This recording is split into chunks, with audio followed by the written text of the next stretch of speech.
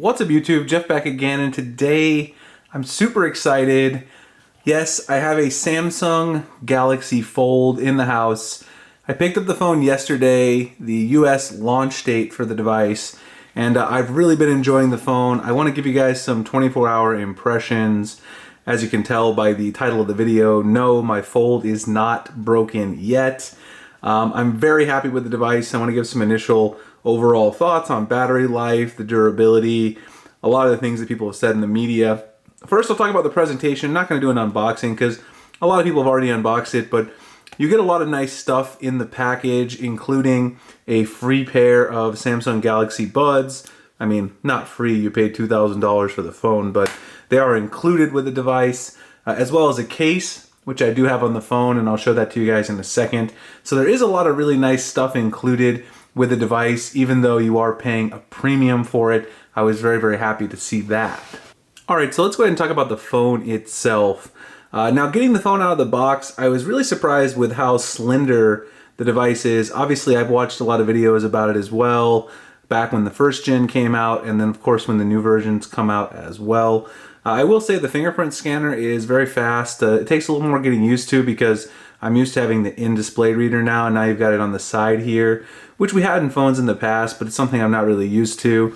The front screen is very small, so you guys can kind of see what Twitter looks like on the front screen. It is something that you're not necessarily going to want to browse Twitter or browse your Instagram using this method. And there is another slight issue that comes up with having the front screen as well as the bigger foldable screen, and that is some of the apps don't support being open on both screens at the same time. So like YouTube Studio, you'll get this message that says you have to restart the app before you open it. And so basically, if you hit restart, it'll go ahead and open the app up, which is kind of nice, I guess, but you know, it's something that you can't just open the screen and then use both versions at the same time. Now, of course, a lot of apps do support app continuity, so you know, you're not going to have to be browsing on this very small screen. You can go ahead and open the device, and then you can see that you've got your Twitter feed right here on the larger screen. So of course, the ones that do support app continuity are really nice, and of course, that's the main reason for getting the Fold and wanting to use the Fold. Now, a couple of things about the main screen here that I do want to mention. Obviously, a lot of people have talked about how fragile the screen is. So far, I've been using it just like I would use a regular phone. Obviously, I'm not pressing super hard on the screen or dragging my fingernail across it because they specifically told us not to do that. But I haven't been really treating it with any extra special care that I would any other phone, except of course not getting it wet, and of course it doesn't have any dust resistance. So I've been trying to, you know, not throw it in a pile of debris or something like that. Make sure that I'm keeping my pockets clean. Flossie Carter suggested maybe getting a device pouch to put it in, which I might do as well in the long run, just to keep it in nice condition. Other than that, you can see my screen, absolutely no issues so far. Everything is looking really, really nice for my screen. I've had no problems, really enjoy using it. A lot of people complain about the crease, but obviously you can't really see the crease unless you tilt it at an angle that you usually wouldn't view. You can see here, if you're viewing it straight on in the video, either using the browser or using Twitter, the crease isn't really noticeable if you're viewing it straight on. Even a little bit off axis, you're not going to notice the crease too much. Now, one thing that I will say, and that a lot of people have noticed, well, a couple people actually, Chad Christian over on Twitter, Coach, he mentioned that the scrolling is a little different on either side of the display. It's not something I noticed right away, but if you scroll through a web page, you scroll through Twitter, one side of the display is slightly behind the other in terms of the scrolling. There's a little bit of lag, which can be annoying, and he posted a slow motion video over on his Twitter on a day-to-day basis, but you can see here, there's his slow motion video that does show how it sort of drags from one side to the other. And that's not a huge issue to me, but it is something worth pointing out as an overall issue, possibly with the display.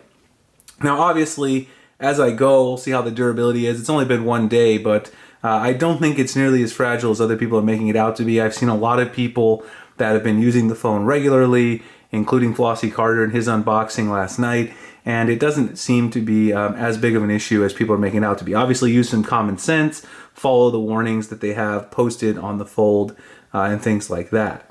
So one thing I will say too is, you know, the TechCrunch guy who posted that he damaged his screen, the reason he damaged his screen, he mentioned, is that he pressed on the main display to close it. And actually when I first folded the phone closed, I was very tempted to do the same thing. It is tempting to press on the display, but what you have to do is kind of just cradle it like this and close it in this way so that you're not touching the inner display at all when you do the folding and you do the unfolding.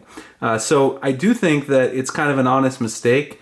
I was originally thinking maybe the guy from TechCrunch was just trying to get some clicks or some views or something for his site.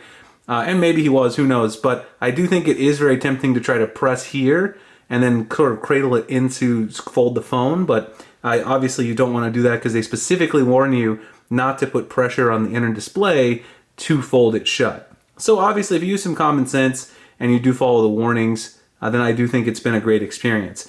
I will say this phone has been the most enjoyable to use that I've used in probably the last 3 or 4 years. It's just something new. We've had the same sort of phones coming out every year, and the Fold is just something different.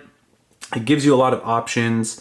I think in the long run, it will allow people to focus on work and maybe check their phone less, because you really have to be cognizant about whether or not you want to open the phone. You have to be cognizant if you want to unfold it or not. So that's something that makes you sort of think, do I really need to unfold my phone just to scroll through Twitter? Or should I just send a quick message through the front of the screen and then get back to work? Things like that is something important to think about.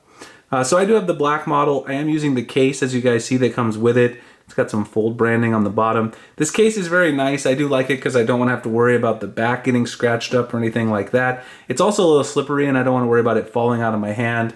Obviously such an expensive device, don't have any issues with that. The battery life has been fantastic so far. I didn't even drain it yesterday when I got it the first day. It's fairly charged up out of the box and I used it for a long time. Didn't check the screen on time, to be honest, because I was just having fun playing with the device. But the battery life seems great so far. The one concern I do have is the cameras. I'm not going to post any full comparison or thoughts on it yet because I want to take more photos.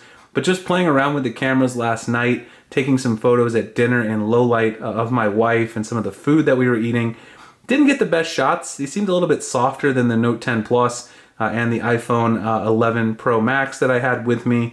So I do want to do some more testing on the camera. Not 100% sold on that, but obviously since I have other devices, the camera's not a primary concern to me, but that would be something they could fix in a software update in the future as well. Alright guys, well those are my thoughts. I'm absolutely loving the Galaxy Fold after 24 hours. I definitely plan on keeping this. I know a lot of people are just buying it and selling it after they play with it for a while. I'm planning to keep mine for the first gen.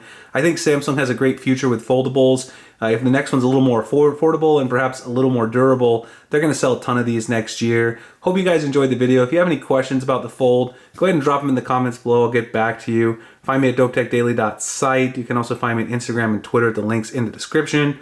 I appreciate you guys checking it out, and I'll see you in the next one. Thanks a lot for watching.